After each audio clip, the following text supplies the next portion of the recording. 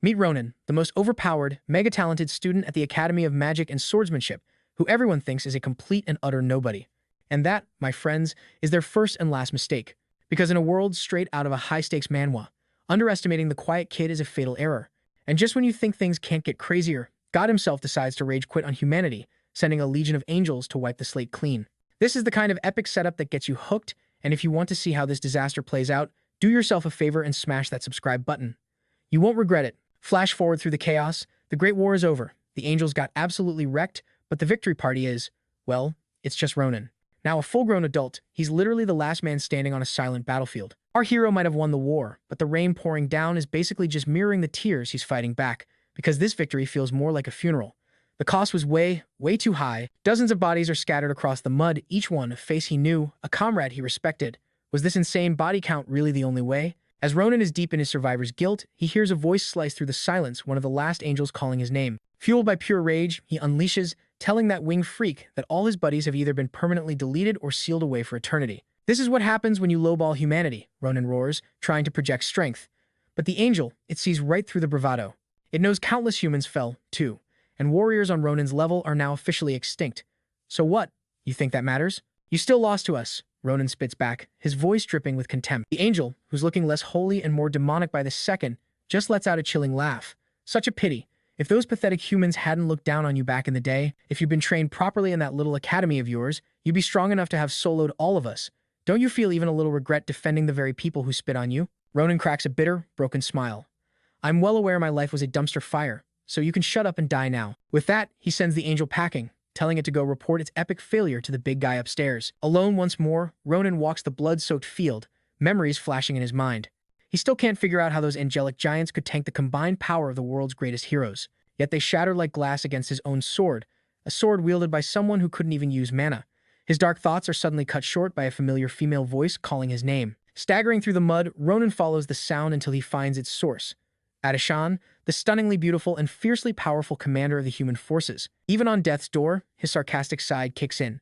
You know, for the one in charge, you're not looking much better than the rest of us. Adashan manages a weak smile, asking if he's really Ronin, just a simple corporal in the army. She gives him a once-over, noticing he's barely holding it together himself. Then she asks the million-dollar question, is Ayut, the giant general, finally dead? Ronin confirms it with two grim words, I did. The change in Adishan's expression is immediate. It was like she'd been running on pure willpower, holding on just long enough to hear that one piece of news. Even in the pouring rain, you could see the tears tracking down her face as she thanked him for everything he'd done. Stunned into silence, he just stands there for a moment before finally speaking. If you're really grateful, grant me one last wish. From now on, treat the low-ranking soldiers better. Let them be treated like people, he finishes.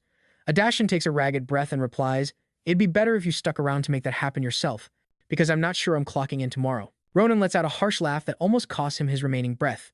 Look at the two of us. How is it possible that I'm the healthier one right now? Any minute now, I'll be joining you, he admits. They sit there, two dying heroes just talking, until Adishan asks what he'd do if, by some miracle, he survived. Ronin offers a tired smile. There are so many things I'd want to do, but only one thing comes to mind. I'd want to know what I could have done differently in this war. If I'd just gone to the academy when I was young. This is the kind of regret that fuels a classic Academy manhwa comeback story. He says it because the angel's taunts are still eating away at him, but mostly because it was his sister's dying wish to see him enroll there. His voice drops to a murmur. Soon, I'll get to see my family again. Adashan, despite her own exhaustion, tries to give him a sliver of hope, insisting he's going to make it. But before she can finish her sentence, a single loud raindrop hits the ground, and the storm just stops. The sudden silence is immediately shattered by a violent tremor that shakes the very earth beneath them. That gut-sinking feeling of oh no washes over Ronin, and he instantly sees why. A new angel appears before them, this one sporting so many wings it looks like some are sprouting straight out of his backside, and he didn't come alone. Behind him, a full-blown legion materializes out of thin air, hundreds of angels, all looking fresh, rested, and like they completely sat out the last battle. Utterly spent and in disbelief, Ronin can only stare. Where in the absolute hell did these guys come from? Who are these guys? Adishan is right there with him, her mind refusing to process the scene. Weren't those three giants supposed to be the final bosses? I couldn't save this world for the third time. There's only one chance left, but I can't think of a way to do it. Adishan was completely checked out, lost in the sauce. It took Ronin screaming his lungs out for his commander to even get her to blink. His plan was simple. Use her telekinesis to launch him into the fray for one last shot. Adishan had already given up, but Ronin? Nah, this dude was ready to stare down the apocalypse itself. The odds were literally zero, but my man didn't even flinch. Even if I die, I'm taking you all with me, he roared, an absolute unit. If this was his last stand, he was damn well going to clear a path for whoever came next. And watching this, Adashan just froze. Something inside her clicked. This kid, this absolute legend. He wasn't just some grunt, he had main character written all over him. Maybe, just maybe, he could do what she couldn't. Ronin, look at me, she said. And Corporal Ronin, a guy who'd stared down the most insane war in history, got the biggest adrenaline spike of his entire life when his commander suddenly planted one on him. And mid-smooch, a glowing blue orb passed between their lips. A slick move, maybe to keep the giants from noticing the handoff, or in this case, a mouth-off. Ronin had zero clue what he just swallowed, and whatever Dashan whispered in his ear is a secret the universe ain't ready for. Yeah, we're not telling you. Yet, you're gonna have to stick around to the end of this recap to get that juicy intel. Meanwhile, Ronin's brain was basically a blue screen of death. Adashan just gave him a faint smile. Hey, if we ever meet again, tell me to chill out and just be a tailor, okay? And with that, the multi-wing monstrosity attacked, and that's the story of how they both died. Or, is it? It's actually how one of the wildest manhwa plots ever got started. Ronin jolted awake, screaming his commander's name, heart about to explode. He thought it was just a nightmare, a seriously messed up dream. But then he looked around. This was Nimbutin. This was home. Holy crap, it was real. He was back in the past. Welcome to day one of his reincarnation manhwa adventure. Chilling under a tree, his mind raced, replaying her words. The kiss, that glowing orb. It was a temporal return pill. She'd explained everything in that last whisper. That little pill was her secret sauce, how she went from a nobody to the baddest commander on the field. The catch? She only got 4 do-overs. She'd already burned through 3 of them. This was the last one, her final reset button, and she gave it to Times him asterisk. She was betting everything that he could be the one to actually stop the big bad, that he could save the world. Her last order was for him to get OP, and if he was serious about it, there was only one place to go, Philian Academy. Apparently, that's the place that turns regular dudes into world-saving heroes, and then he remembered her promise that they times would times meet again. But she'd also asked him to tell her future or past self to just be a tailor and avoid all this drama. Man, she'd pulled some crazy stunts, but this was next level. He started punching a tree, trying to snap out of it, thinking it had to be a dream. But even if it was real, what could one guy do? Then he grabbed a stick, stared down that tree, and was like, yeah, I got this. Armed with his trusty stick, he bolted. First priority, find his older sister. So there he was, a man on a mission, sprinting through town with a piece of wood. As he was processing this whole I'm back in time thing, he heard a ruckus. He peeked around the corner and saw the local welcoming committee, a bunch of bullies giving a kid a swirly, but like, with gravity. He sees this kid dangling upside down and just sighs. Seriously, these clowns haven't changed a bit. But then he noticed there wasn't a rope. The kid was being held up by freaking magic. Ronin's veteran brain immediately went, whoa, a magic user out here? Those are rare finds on the battlefield, let alone in this Padang town. He scanned the group, realizing the magic was coming from a girl with the bullies. She looked terrified, probably wondering how long this was going to go on before the kid, stopped breathing. The poor kid, half drowned, was screaming at them to let him go, pleading that he was broke because his mom's medicine cleaned him out this month. The lead dirtbag just sneered, why are you worried about your mom? And because the kid's pockets were empty, he got a hard slap across the face for his trouble. The bully then turned to the girl, noticing her magic wavering. Ignoring her, he went back to screaming at the kid hanging from the tree. Since you don't know your place, let's see how you like the view from the top. The girl panicked, telling him she couldn't lift him any higher. One slip and the kid was a goner. He shot her a look that could curdle milk and snarled, shut up and lift him before I decide to get creative. She was miserable, wondering how she got roped into this mess. She knew this was messed up. She was just trying to show off her skills, not become an accessory to whatever this was. She had to tell them she couldn't do it. She just had to. But she was absolutely terrified. Still, she knew she had to say something. She finally got their attention, pleading, please, just begging them to stop. In the nick of time, Ronin strolls in and taps her on the head with his stick. Just like that, the kid's feet are free from the magic, and he crashes to the ground. The lead bully is like, what the hell is this? He barrels towards the girl, shouting, you're really gonna stop because this nobody told you to? Ronin just scoffs, telling her to stop wasting her breath on human garbage. He snaps his fingers. Hey, focus up. I need to talk to you. She looks at him, still shaking like a leaf. He leans in. Okay, I need to ask you something dead serious. Spill it. Where did you learn telekinesis? She stammers that she picked it up from a grimoire she bought off some traveling merchant. Ronin's mind is racing. This good with a cheap, knockoff grimoire. The girl's got some serious raw talent. He figures he'll have to push her to see what she's really capable of. Then, he hears a familiar, metallic ring. Oh yeah, that's the sound of a sword being drawn. The bully screams, how dare you ignore me, lunging at Ronin while vowing to make him eat his words. But all Ronin can think is, damn, that's a nice sword. Wonder where he got it. He casually sidesteps the attack, leaving the kid wondering how in the world he missed. Ronin smirks. His body might be younger, a classic reincarnation Manhwa downgrade, but his instincts? They're pure, disciplined soldier. His battle senses haven't faded one bit. The bully seethes. You got lucky, punk. I'm gonna make sure you never lift a finger again. He's fuming. Since you're so tough, how about this? You get on your knees and beg for your life. Seeing Ronin just stand there silently, the bully's taunts get nastier. You know, if I end you right here, I'll be sure to take real times, good care of your sister. And that was the line. The kid just triggered Ronin's berserker mode. In that instant, blinded by rage, Ronin decides it's time for a very painful lesson. And just like that, the bully is short one ear. He drops his sword, clutching the side of his head, screaming bloody murder as he feels the warm gush. Ronin's voice is ice cold. He really doesn't appreciate crude jokes about his sister. So, he asks, holding up the bloody stick, you want the other one to match? The kid who was just playing king of the forest is now kneeling and sobbing in front of Ronin. His little goon squad can only stare, completely floored that Ronin just de-eared their boss with a twig. He glances over at the crew. You guys enjoying the show? He asks casually. Now get lost, and take your crying friend with you. Oh, and one more thing, he adds. Leave the money you stole, plus extra, for pissing me off. The boys scramble to hand it over, and Ronin tosses the pouch to the kid who'd been hanging from the tree. The kid is stunned, asking, Are you sure? This is a lot of money. Ronin just shrugs, his eyes fixed on the fallen sword. The only thing I care about is that blade. The boy is eternally grateful. Or, maybe not. He just tells them to get home safe.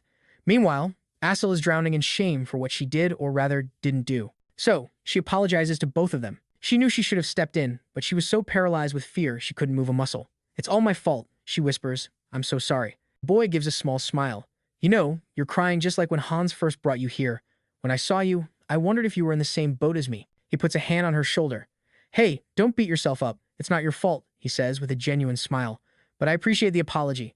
Now with his money and stuff back, the kid says his goodbyes and takes off, leaving Ronin and Assel alone. Ronin looks at Assel and figures this whole hero thing isn't so bad.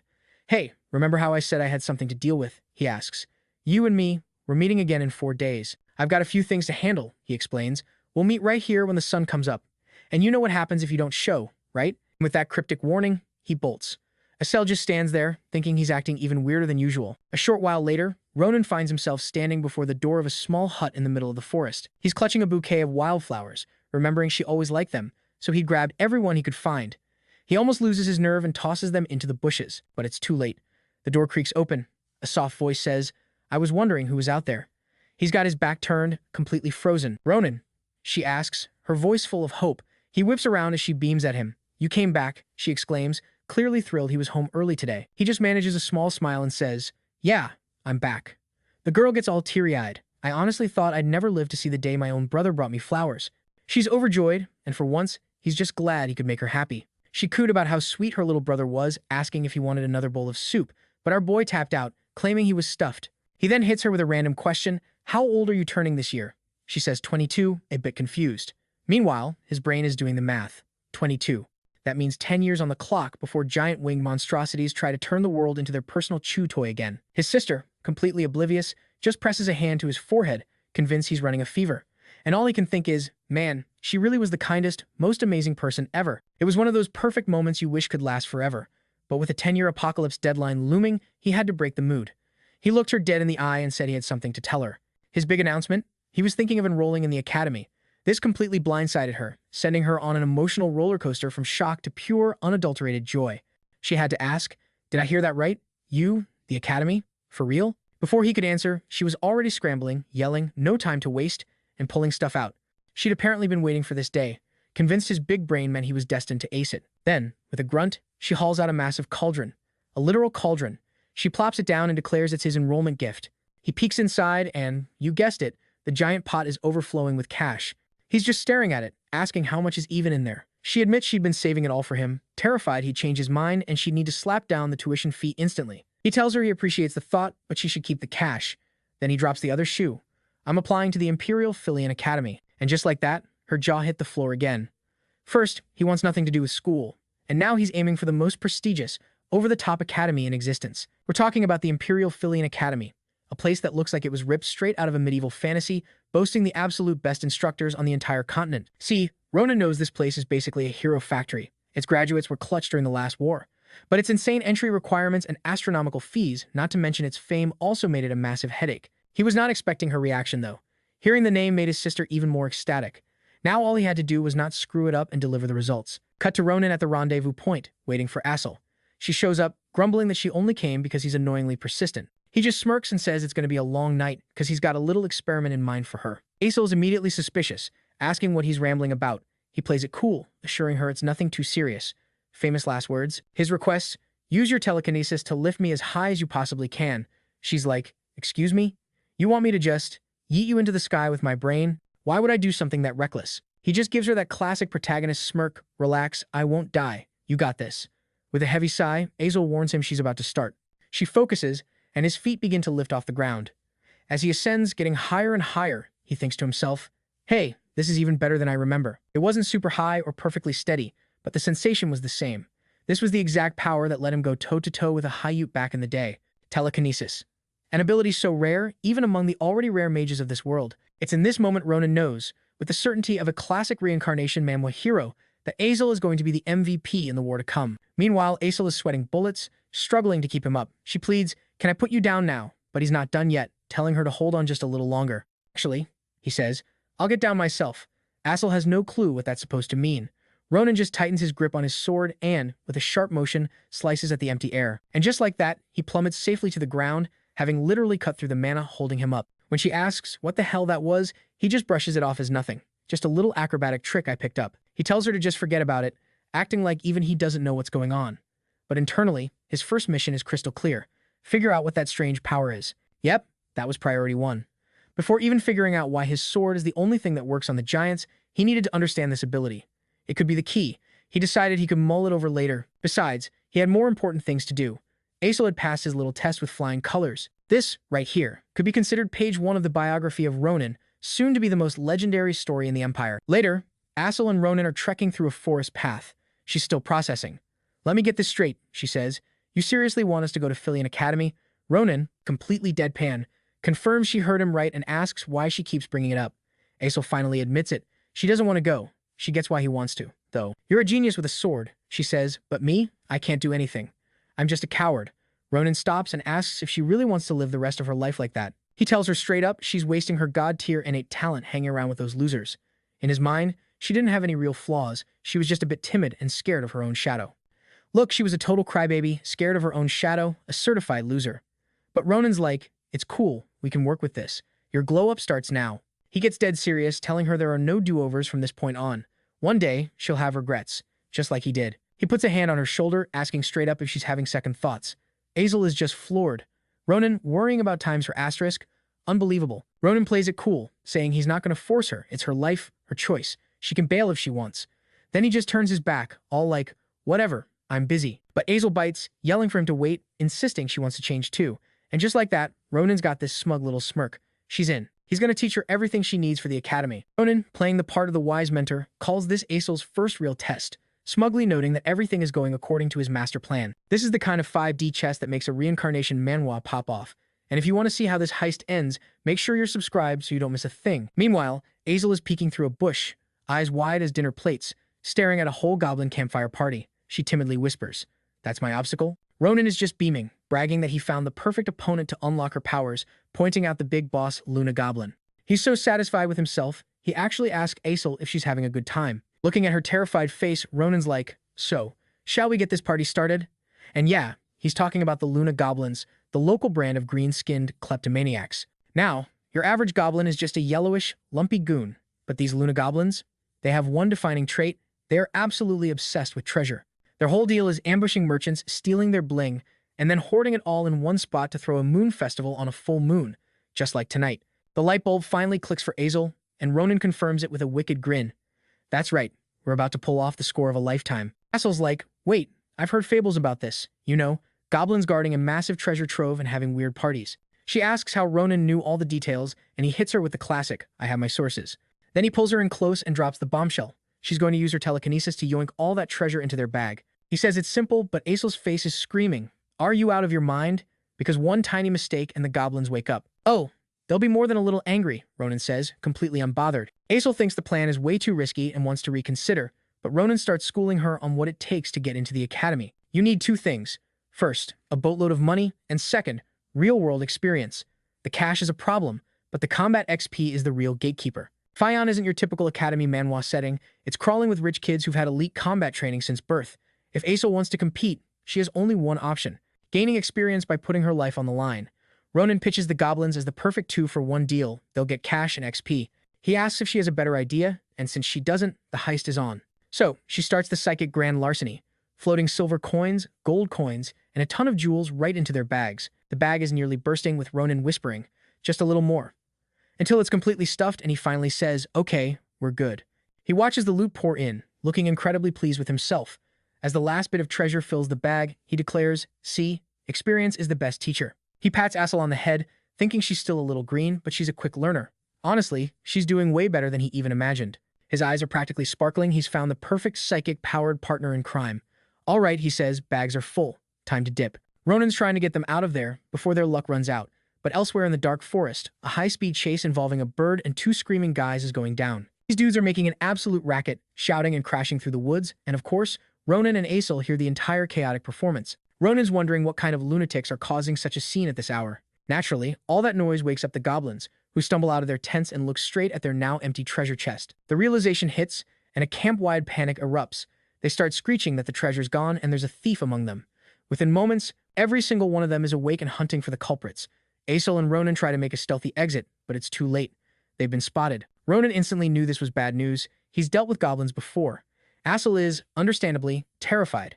The too good to be true plan just officially hit the fan. Aesol frantically asks if they should just drop the treasure and run, but Ronin shoots that down. "And how are you going to pay for classes then? You got another plan to get rich?" The entire goblin horde zeroes in on their position. Ronin quickly assesses his sword, trying to figure out what he's working with. He realizes the long sword is made of cheap steel, good for maybe 15 swings before it shatters. And what do you know? There are about 15 very angry goblins getting ready to charge. While Aesol is freaking out, Ronin is totally in the zone. He grips his sword, does the math: 15 attacks for 15 goblins, and thinks, "Yeah, that'll do." Then he starts swinging. Aesol can only watch in shock as heads start flying.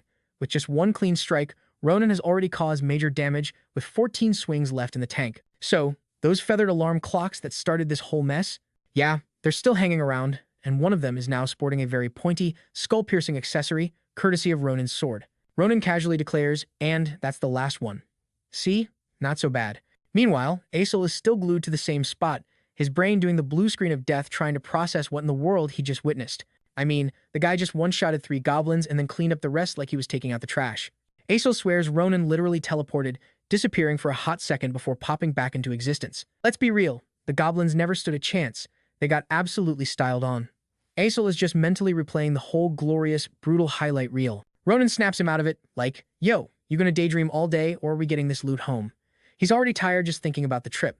So much for a comfy stroll. But of course, nothing ever goes according to plan. His muscles are already screaming from dicing up a few goblins, and he's making a mental note: hit the gym, like yesterday. Aesol finally asks, "Hey, what was with all that screaming earlier?" Ronin's just like, "Beats me." Then the light bulb goes off. Oh, right, the screaming. The catalyst for this entire chaotic mess, and he is immediately pissed. They're gonna pay for putting my life on the line. And speak of the devil, an arrow comes whistling out of the trees, aimed straight for Aesol. He turns, sees it, and promptly prepares to soil himself. But times yoink, times Ronin snags the arrow out of midair like it's a lazy fly. Aesol's terror somehow skyrockets even higher, staring at Ronin holding the pointy stick that was about to turn him into a human pincushion. At this point, Aesol's convinced this forest is cursed, or at least a magnet for every lunatic in the kingdom. And would you look at that? The 2 geniuses who started this whole bird-chasing fiasco are standing right there. Ronin's already annoyed when they call them just kids. The newcomers launch into a weak apology, one of them saying, "Oh, we heard a noise and thought it was a monster," all while practically drooling over the loot sticking out of their backpack. His buddy chimes in with a fake shocked, "Dude, we almost killed people." Ronin is having none of it. "Cut the crap. Your greedy eyes are screaming robbery. Drop the Oscar-worthy performance and answer the question, who are you?" The 2 go dead silent for a beat. Then, "All right, allow us to properly introduce ourselves." And by introduce, they mean drawing their swords and charging straight at Ronin. The lead guy yells out, "I'm from Calaboro," as he swings. Ronin just effortlessly blocks the sword hand and introduces his fist to the guy's face with a sickening crunch. There's a flash of recognition in Ronin's eyes. He knows these clowns, and he is times, not times, a fan. Meanwhile, bandit number 2 sees his buddy eat dirt and decides to rush in like a hero. Aesol panics, seeing this dude charging in bare-handed, which is somehow more concerning. So he goes full-on psychic, slapping him with some telekinesis and freezing the guy mid-stride. Ronin recognizes the move, the classic invisible hand special. The thug is completely paralyzed. Before finishing the job, Ronin shoots Azel a look of pure, unfiltered pride. All right, his turn to play. He whips out his weapon, zips past the frozen bandit, and it's just a blur of slashes. The guy starts to crumple, but it all happens so fast, his brain hasn't even gotten the memo that he's been diced. Ronin just watches him passively as the body hits the floor. Azel, his moment of bravery now replaced with a fresh wave of terror, squeaks out. Is he? You know. Gone? Yep, Ronin says flatly. Not letting trash like that walk away. Weren't you listening? They said they're Caliboro. We're talking illegal hunters, kidnappers, human traffickers. Basically the scummiest, most malicious crime syndicate in the entire empire. The whole 9 yards. He then lays it out for Azel. If you hadn't stopped that guy, they'd be harvesting your organs for spare parts while I was busy with his friend.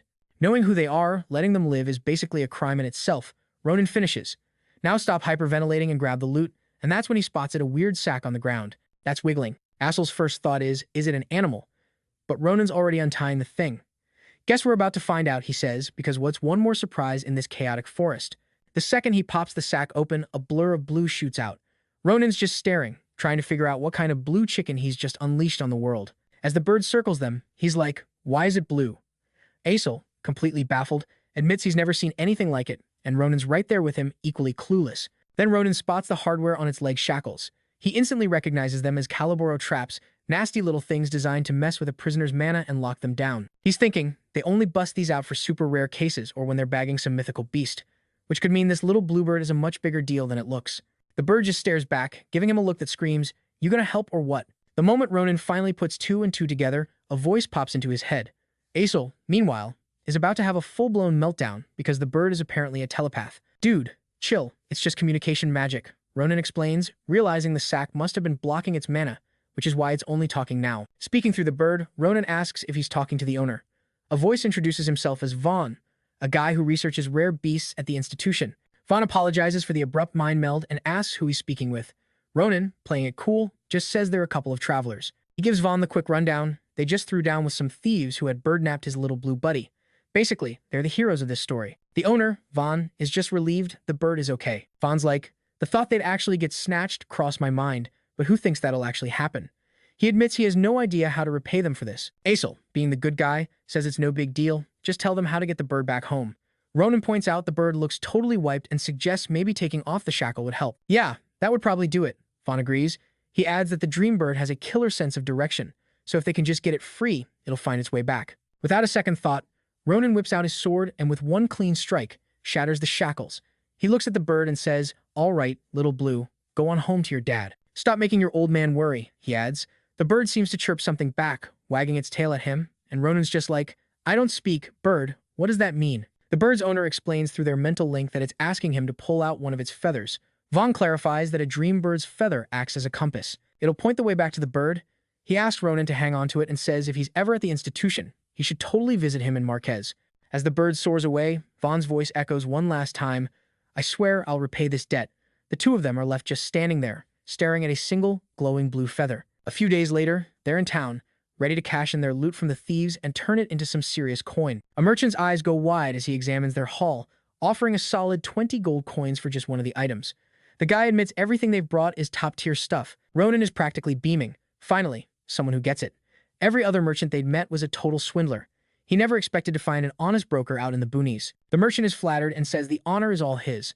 Ronin then says, since you're a straight shooter, I've got something else I want you to check out, and pulls a weird object from his pocket. He shows it to the merchant, making it clear it's not for sale. He's just trying to figure out what the heck it is. He explains that the little blue bird, or duck, or whatever it was, left it behind. His first thought when he saw it, the bird had dropped a deuce in his hand. He thought, seriously, I save your life and you repay me with times this asterisk? Totally grossed out, he chucked it at a nearby rock. The rock shattered into a million pieces, but the egg thing was completely unscratched. That's when he realized he might be holding on to something valuable. The merchant figures it's not a normal egg, but definitely the product of some kind of fantastic creature. The merchant is totally absorbed, examining its color and weird texture. Ronin, feeling cocky, decides to crack a joke, asking the old man, so, is it horsed? The merchant just gives him a blank stare. Is it? What? He admits he has no clue what it is, just that it's a seriously unusual find and advises him to take it somewhere for a proper evaluation. Ronin pockets the mystery orb, saying he can't sell it now that his curiosity is piqued. He then asks, by the way, you wouldn't happen to sell any books about Filion, would you? He explains they're gearing up to take the entrance exam for the academy there, but they're going in almost completely blind.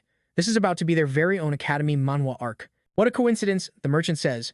My daughter is taking that same exam. I'm sure she could help you. Right on cue, she walks up, asking her dad who these two randos are. The merchant proudly introduces Ronin to his one and only daughter, Maria. The name clicks in his head, sounding way too familiar.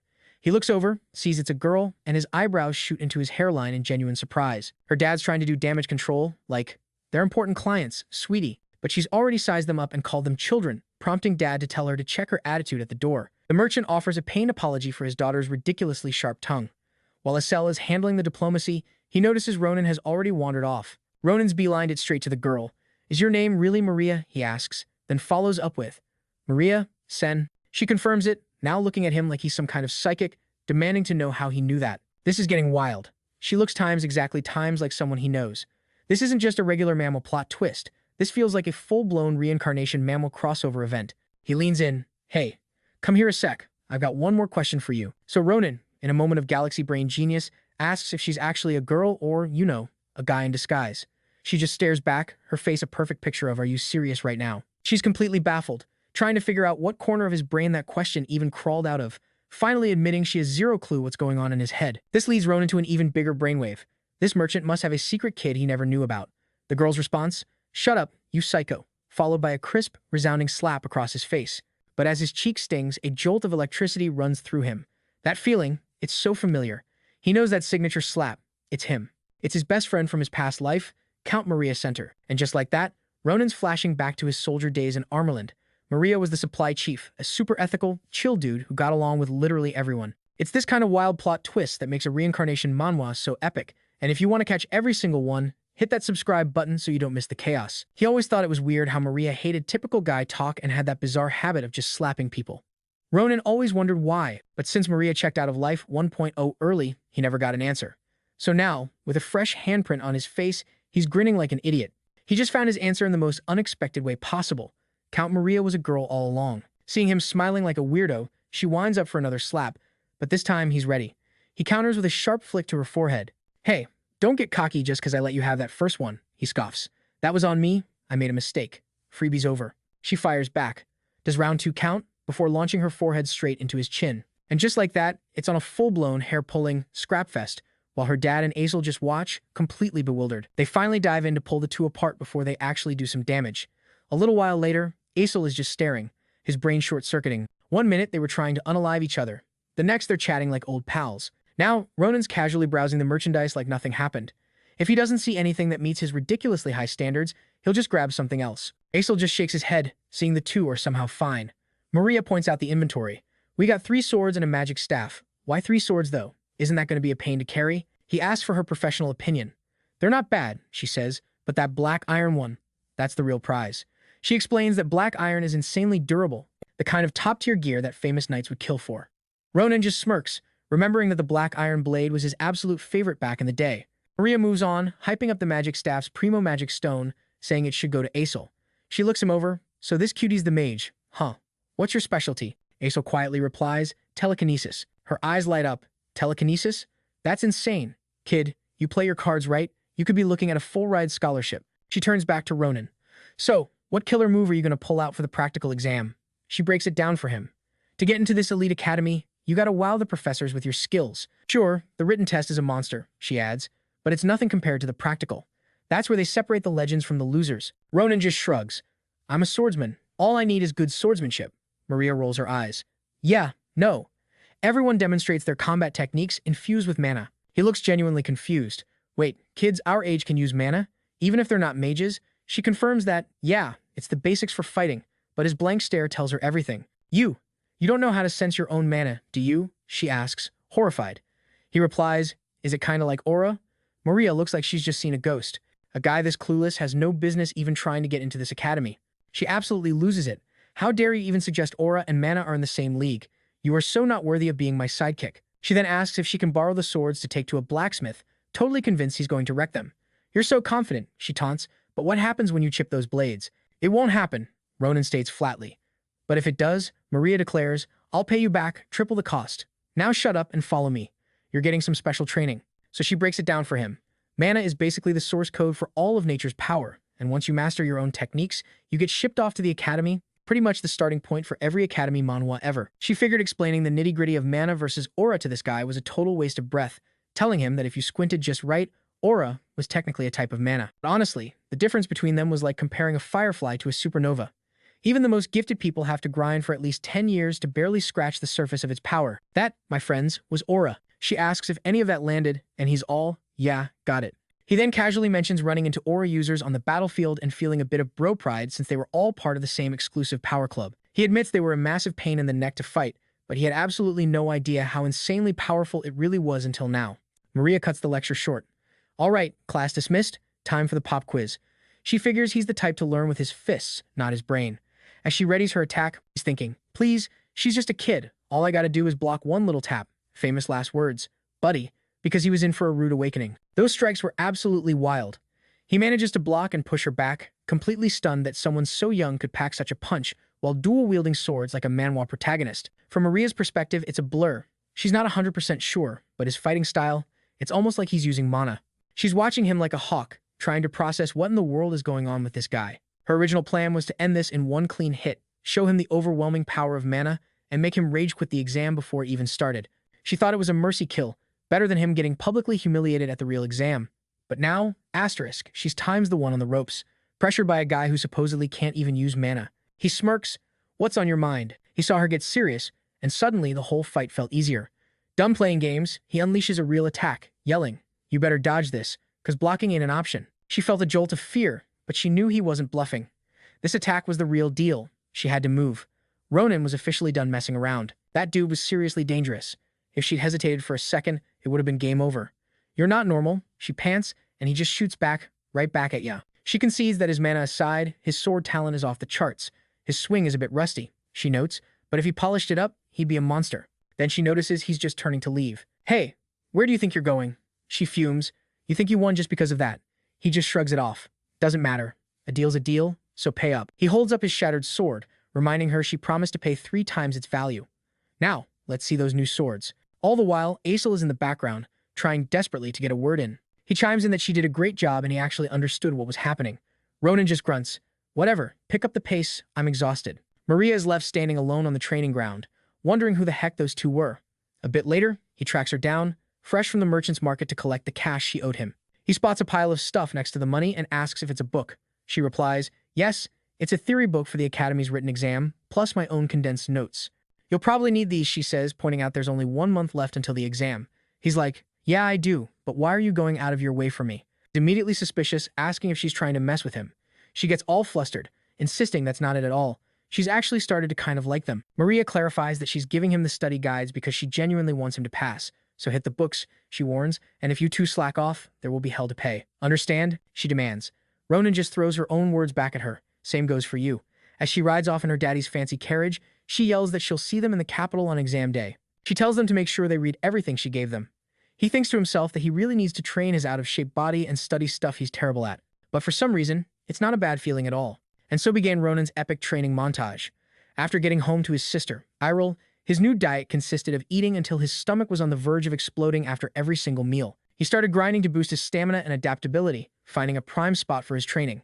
The goal for the day? Hunt until there wasn't a single monster left standing near the village. He also crammed all the book smarts a soldier like him was supposed to know. With no idea how any of this would pan out, he just gave it everything he had. After a month, the big day finally arrived in Valen, the central city. Aesel's jaw hit the floor. The academy was way bigger and more beautiful than he ever imagined. He was completely mesmerized. Ronin snaps him out of it. What are you doing, standing in the middle of the street like a tourist? Stop gawking and let's go. We're gonna be late for the exam. Aesel just stops dead in his tracks, gawking at Ronin. He's like, whoa, dude, what's wrong? Aesel just says he's a little shocked because it's only been a month and the guy's already had a growth spurt. Ronin just rolls his eyes, are we really starting with this again? And gives him a few playful pats on the head before telling him to cut the nonsense so they can get a move on. He figures now that he's finally made it to the academy. This is where the real story begins, you know? That classic academy manhwa setup. He's already thinking about meeting the legendary sword Saint Schlieffen, a descendant of the prestigious Granzia swordsman family. He assumes he'll run into him during the exam anyway, so no big deal. That's when Aesel pipes up asking Ronin, hey, you got that thing? Ronin's confused for a second. Like, what thing? Oh, right, the bird's feather, the magical GPS that's supposed to lead him to its owner. He'd stashed it in his bag before they left. He remembered the old man mentioning he lived in the capital, so the game plan was to pay him a visit right after the test. Naturally, the feather is pointing straight up to the highest floor of the building. Meanwhile, up in his room, the bird's owner is having a full-blown career crisis, thinking teaching is a drag and he should just go back to research. His bird, Marquez, is doing his best to cheer him up. Turns out, the guy is Varan Ganesher, a zoology professor at Philion and a lion-type beastman. He's literally chatting with his bird about cracking a window for some fresh air, just in case his hero decides to drop by. And speak of the devil, he didn't even have to knock the windows already open. Ronin spots the little blue bird from before and calls out, "All right, who's the owner of this little guy?" The two of them are immediately thrown into a panic. The professor is totally startled, demanding to know who the hell he is and how he even got up there. Hazel is practically dying, since that was one of the highest floors in the building. Ronin just jokes that he got scared for a second, thinking Hazel was about to fall. Vaughn gets super defensive, thinking they're there to birdnap his pet, but he calms right down the second he sees Marcus's feather in Ronin's hand. It takes a moment for the gears to turn, but then it clicks. These guys are the heroes. The professor immediately starts apologizing. Ronin just waves it off, saying it's all good, no need to apologize. Then he completely throws Hazel under the bus. Hey, if you want to blame someone, blame him. He's the one who climbed the stairs. Ronin slaps a hand over his mouth, telling him to shut it. But seriously, the most unexpected part of this whole reincarnation manhwa plot twist? The owner of this tiny, adorable bird is a lion, one of the rarest types of beastmen out there. Vaughn is just as surprised, realizing the so-called heroes are just a couple of applicants. He's kicking himself, saying it's a shame if he'd known earlier, he would have written them a recommendation. But now it's the afternoon, and the exam is already scheduled for that day, so it's too late. He says he needs to ask them something, and they don't have much time. He holds out this weird stone and asks what it is, explaining that the little blue bird left it behind. The professor's eyes go wide. He tells them it's a dream bird's egg. Apparently, Marquez laid an egg, and he knew something amazing had come along, so he just left it. The professor stresses this isn't just any egg, it's a dream bird's egg, but even he has no clue what's going to hatch from it. He explains that if it were a normal dream egg, another dream bird would pop out, but this one's different. The dream's compass is all over the place. Everything depends on the surrounding environment and the mana. He says if they analyze the mana coming off the egg, it might be possible to predict what'll appear. But this egg is pulsing with an infinity of manas. It looks bizarre, almost like molten metal, as if someone altered it. So basically, he can't say for sure what'll come out and wonders if he's putting too much meaning on just one egg. He turns to the bird and asks, "Where on earth did you even lay an egg like this?" He mutters that he's never seen such a cheeky bird in his life. Then, the professor looks at Ronin and asks if he'd be willing to do him a favor and take care of the egg. Ronin's cool with it, saying he doesn't mind, but he has to ask the professor, "Are you sure? Isn't this egg, like, crazy precious?" The professor confirms that, of course, it is. These birds only lay one single egg in their entire lifetime. The professor believes the fact that Marquez laid it right in front of his heroes means the birds sense something incredibly special about them. He says he has to respect the decision of a friend he's had for a very long time. Ronin agrees, saying that's fine by him. He's actually super curious to see what's inside. Ronin is already saying his goodbyes since it's almost time for the exam. He mentions they'll have to leave in 2 years, but the professor tells him to wait just a little longer. He says he's been racking his brain for a way to reward him and came up with something really good. So, he hands over an item that will help incubate the egg. A little while later, we cut to the practical test hall, deep in the waiting area for martial artists, where an announcement rings out that the exam for Candidate 111 is officially over. Candidate 102 is called up next, and the test is about to begin. That means Ronin is on deck. He's getting impatient, thinking they're making him wait forever. He asks Maria what she thinks, and she just deadpans that every test is like this. He gives her outfit a once-over. "What's with the getup? You look uncomfortable." She shushes him. "Dude, this is a private academy for nobles. Be cool. These people could be huge clients someday," she explains. "We gotta make a killer first impression." She notes that Assel is missing, but his mage exam is being held in a different spot. An announcement echoes through the hall. Exams for candidates 1 to 2 are complete. Will candidate 113 please enter? Welp, that's his cue. Maria gives him a final, threatening piece of advice. "Don't get nervous. Just do what I told you, and if you fail, I will find you." But he's radiating confidence, just smirking back. "I'll be right back." He steps into the room and comes face to face with a panel of examiners. He scans the room, thinking they must be the Academy's professors. Every single one of them looks like a total legend. So our boy Ronin strolls into his entrance exam, and who's on the judging panel? Just the principal, who happens to be the legendary Archmage Kravakrat, and some seriously intense swordswoman giving off final boss vibes. This whole scene is giving Ronin a rush he hasn't felt since, his last life. He gives a cool introduction, and the principal basically tells him, "All right, kid, show us what you've got on that magic dummy. The stakes are high, and if you want to see how our reincarnated hero handles the pressure, you know what to do. Hit that subscribe button." Ronin, however, is completely unfazed. He just gives the dummy a casual little flick of the wrist, figuring that's all it'll take, but he's about to surprise everyone, including himself. It was a clean swing, 0 mana involved, which immediately gets 2 of the professors whispering on the sideline that the new kid is clearly underestimating their gear. I mean, This dummy was a ridiculously expensive piece of magitech. The Academy's golden boy, Schlieffen, could barely even scratch it, so they're all wondering what joke of a move this kid thinks he's pulling. The principal is starting to sweat, getting super uncomfortable that his staff is openly dissing a candidate who is standing literally 10 feet away. He's silently praying the kid proves them wrong, and then bam, Ronin casually lops the dummy's head clean off, leaving the swordsmanship professor, the great sword Saint Nabarose, utterly speechless. She's floored. Ronin just sheathes his sword and goes, "So, am I done here?" While another professor is having a full-on meltdown that he treated a god-tier technique like it was nothing. The guy asked the principal for a score, but the headmaster's jaw is on the floor, completely mesmerized by the sword professor's insane reaction, because she just vaulted over the judge's table, zipped across the room, and pressed her blade to Ronin's throat. Ronin just blinks and deadpans. "Whoa, little jumpy there. You want to know who I am and where I learned that move, right?" Our protagonist is genuinely confused by the absolute drama queen antics coming from the fencing instructor. She switches tactics, hissing, "Could you even follow my movements?" He's like, "Yeah, they were incredible." She scoffs, saying at her speed, he shouldn't have even been able to blink, let alone draw his sword. And yet, she continues, "You swung your blade 3 times. I counted. Exactly 3 times, just like you showed the others." She leans in. "Did you really think that arrogant little display would go unnoticed?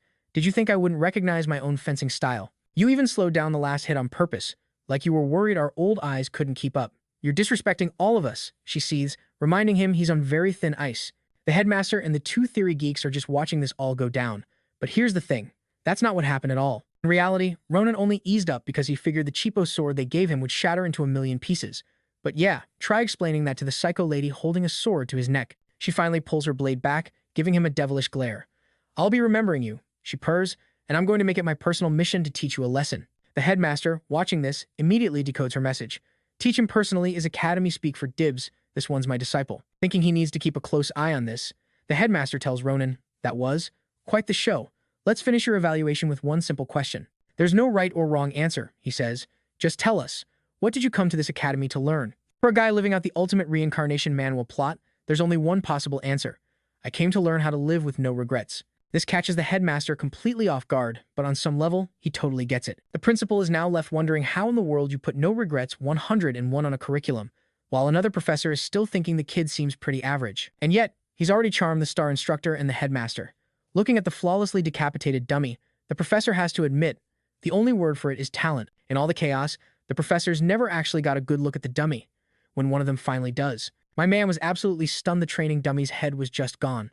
He starts replaying the fight with that sword-wielding bombshell in his head and admits, yeah, even in his prime, she would have wiped the floor with him. He seriously thought he'd hit the difficulty cap on life, but one run-in with her and he realized he was still playing the tutorial. Suddenly, the commander shipping him off to this Academy Manhwa setting made perfect sense. Maybe Ronin could actually learn a thing or two. All that stood in his way was the written test, and after a solid month of cramming, he figured it'd be a breeze. Famous last words. He sat down for the test and quickly realized he was, in fact, completely screwed. He thought it was a nightmare, but then again, his entire life had been a series of unfortunate events. Elsewhere, Maria was giving Aesel an earful because the dude only answered half the questions. He literally did the whole study review and immediately forget everything routine. Aesel, being the good guy he is, blamed himself for not nagging Ronin about it. Maria told him to take a chill pill, since the practical exam was worth way more, and with his combat skills, she was positive he crushed it. The whole student body started buzzing because the results were finally up. A massive, magically conjured scoreboard appeared, flashing the names of everyone who made the cut. Aesel was like, "Is that the pass list?" And there was Asel's name. 12th place in practical magic, but a shocking first place in theory. Maria scored a consistent 9th place in both. They locked eyes and just started jumping around like maniacs, freaking out that they passed. Maria was totally hyping him for nailing that #1 theory spot. 2 of our 3 heroes were officially in the top ranks. Maria, beaming for him, turns to Ronin and asks about his score. But he just looks totally dejected, mumbling that he knew he wouldn't be on the list. He was convinced a guy like him had no business being in an academy. Maria was not having any of his self-pity party, snapping, "Are you joking right now? Look again, you moron." And as he did, his eyes went wide. A brilliant pillar of light shot down from the sky and detonated in a mini explosion. Maria explained that this was the grand reveal for the top-ranked candidate in each department, and making the big announcement, a freaking majestic phoenix, which was currently making a beeline straight for Ronin. It burst into a message of fiery letters, declaring Ronin as first in the martial arts tactical test and pretty much dead last in the written exam. The trio just stood there, completely dumbfounded for a second, before the other 2 mobbed Ronin in a massive hug, for a guy who practically failed the theory test. He was the #1 draft pick for the entire martial arts department. Maria was practically glowing, knowing she was right about him being a secret genius. Then a thought crossed her mind, if he got first place. That meant the other top contender lost to him. And knowing that person's personality, there was zero chance they'd stay quiet about it. From the crowd, someone was eyeing him, thinking he was a real anomaly. Just then, a young man walks up and asks, "Are you the one who ranked first in the practical?" And that, folks, is how he met the legendary sword saint, Schlieffen, for the very first time. So now he's standing face to face with the sword saint himself. The crowd is going wild, whispering about how they never expected to see the Empire's rising superstar here. Maria leans over to Ronin, whispering that this guy clearly wants to start something, and his whole "I'm better than you" vibe was already getting super annoying. Ronin had never felt a presence this overwhelming from someone his age. This guy's swordsmanship was on a whole other level. His immediate reaction was to play dumb and try to get out of it, so he just said, "I have no idea what you're talking about." That answer did not sit well with Mr. Sword Saint. "Why are you lying?" he pressed. Ronin shot back, "What do you mean? You got any proof?" Basically daring him to make a move. The young man just smirked. "You want proof? I'll give you proof." In a flash, he unsheathed his sword and charged straight at him. Maria and Aesol just about had a heart attack. Schlieffen stopped his blade an inch from Ronin's face and asked, "Is that proof enough? If you weren't number one, you never would have been able to react to that." The crowd was hyped, thinking a duel was about to go down. He demanded that Ronin show him the skills that beat his rival. Ronin really wanted to avoid this. But fine, if the guy wanted a show, he'd get one. He launched a massive power attack right at him, which the pretty boy barely managed to block. "Is that enough for you?" Ronin asked. "Are you satisfied?" The guy just replied, "Your score makes sense now. Your technique is solid." Then he added, "But as expected, it's nowhere near enough to defeat me." Ronin was trying to avoid this confrontation at all costs, but the Sword Saint was obsessed, convinced Ronin was hiding his true strength. The dude was still not satisfied, just couldn't accept it. That's when it clicked for Ronin. This guy wasn't just testing him, he was genuinely trying to kill him.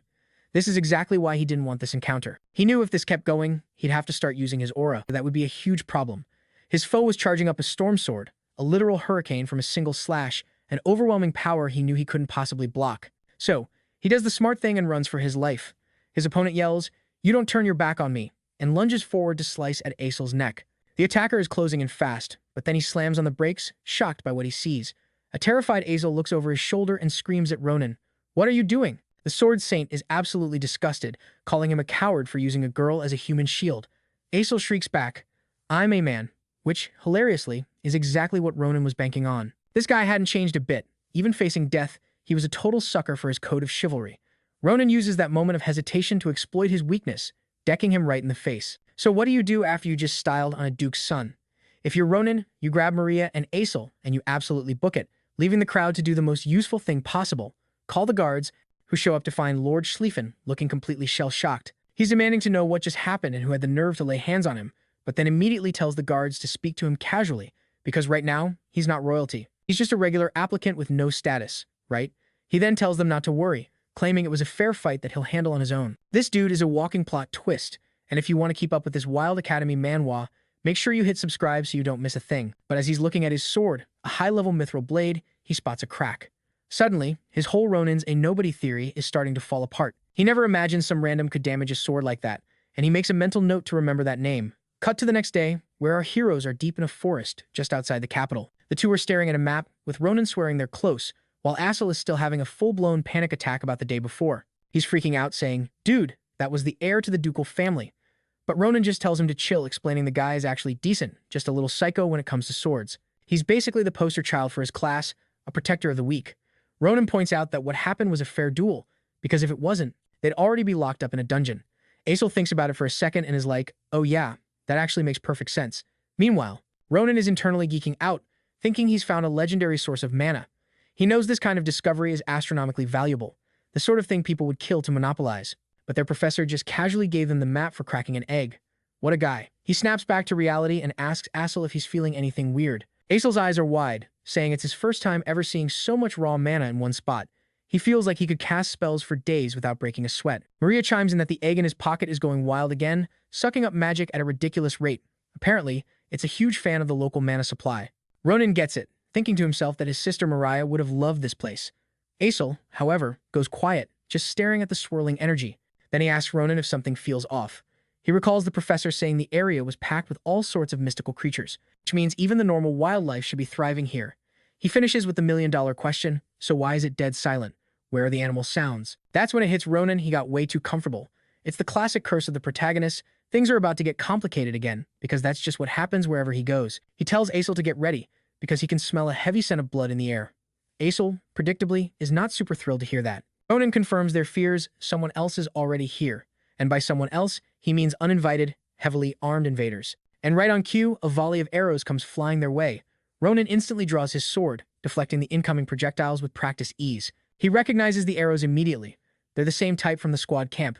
He remembers some guy bragging about how these arrows could take the head clean off most orcs. After showing off his deadly toys for way too long, the guy even had the gall to ask the captain if he wanted some, despite being caught using them illegally. The dude just kept talking, claiming that the guy who used them over 100 times was a master hunter, an elite member of his crew. Caliboro's hunting dog. Ronin remembers the name, thinking, oh great, it's this clown, again. He yells at Aesol to take cover and try not to be an easy target. With that, he takes off like a rocket, saying he's going to handle this little problem. The attackers see a blur of movement heading right for them. They watch as he effortlessly bats away their mana-infused arrows with a single blade, zigzagging through the trees at blinding speed until he's right on top of them. The leader barks an order for them to spread out and focus their fire. Ronin's impressed. Their decision-making is fast. These guys aren't the usual forest bandits. Realizing a head-on fight is a bad idea, he decides to try some good old-fashioned deception, shouting, hold your fire, don't you recognize one of your own? He asks if they've seriously never heard of him, the new hunting dog of the Damasei lineage. A confused murmur spreads through the attackers, all of them wondering if he's for real. They're clearly skeptical that a kid like him could be a hunting dog, so Ronin lays it on thick. If you don't believe me, go ahead and ask the wolf of the lineage. But let me give you a little friendly warning first. Assuming everyone else is as useless as you are is a seriously bad look, and he straight up called them dogs for it. He declared there was nothing more pathetic. Snatching the leader's shirt, he got in his face, saying the kid was embarrassing him and asking if he wanted to get his arms permanently detached. Another crew member jumped in, telling him to chill out. He argued they shouldn't doubt Ronin just because he was a kid, pointing out that he seemed to get how the world worked, even spilling details about Caliboro's system that only they should know. He decided he'd run it by the captain, because if Ronin wasn't bluffing, they were about to be in a world of hurt with the Damas lineage. Just then, footsteps approached. A new voice boomed. I already told you clowns to keep it down. What's all the racket? Newcomer was the captain himself, the alpha wolf of the Demoth VM pack. One of his lackeys quickly explained that the kid was claiming to be one of them. Ronin surveyed the scene, thinking to himself that the wolf showing up could only mean one thing. The entire party was in one convenient, killable location. The captain eyed the boy.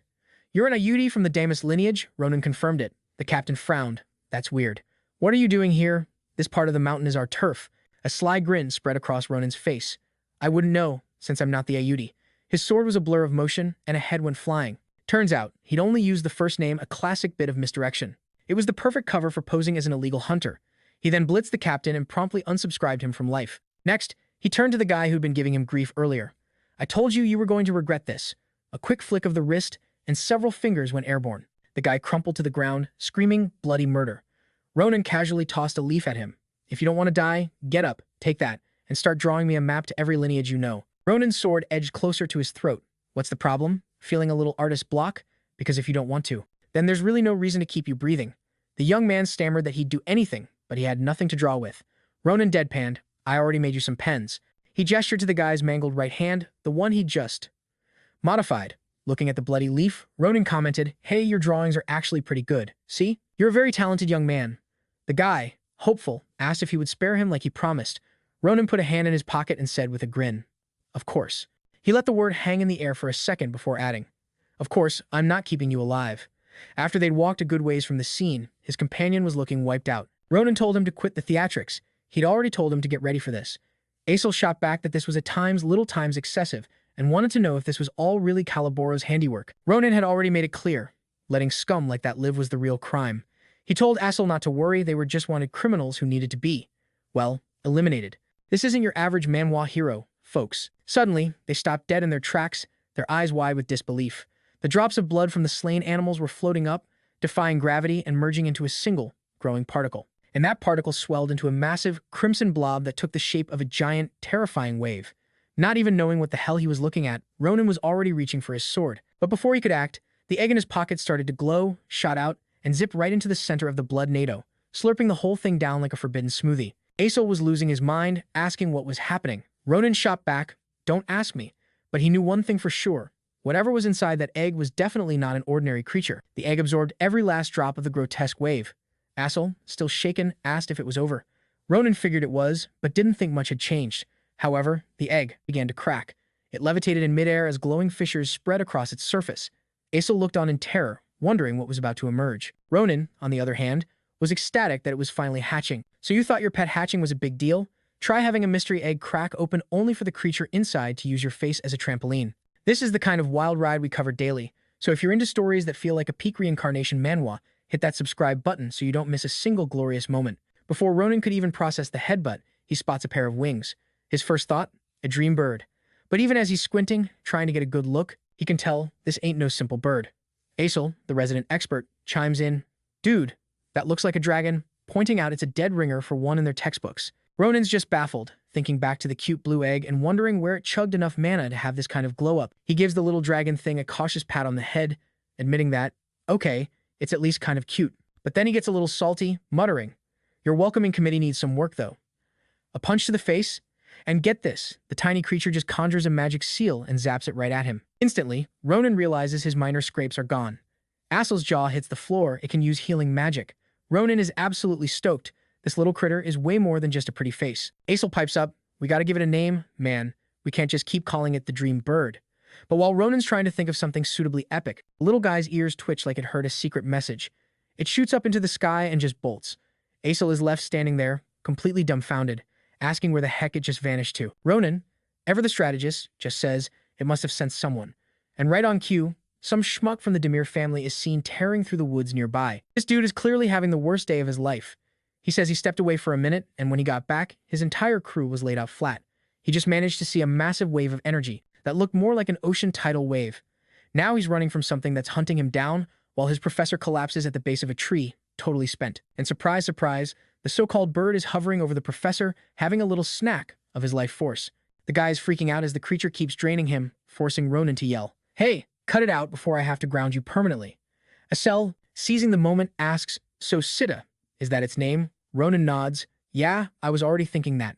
Then he turns to the little energy vampire, "What do you think?" The poor guy on the ground is finally connecting the dots, realizing Ronin is the same mysterious dude from before and oh yeah, the owner of this tiny, soul-sucking beast. Ronin casually strolls over. "You all right there, Blarus?"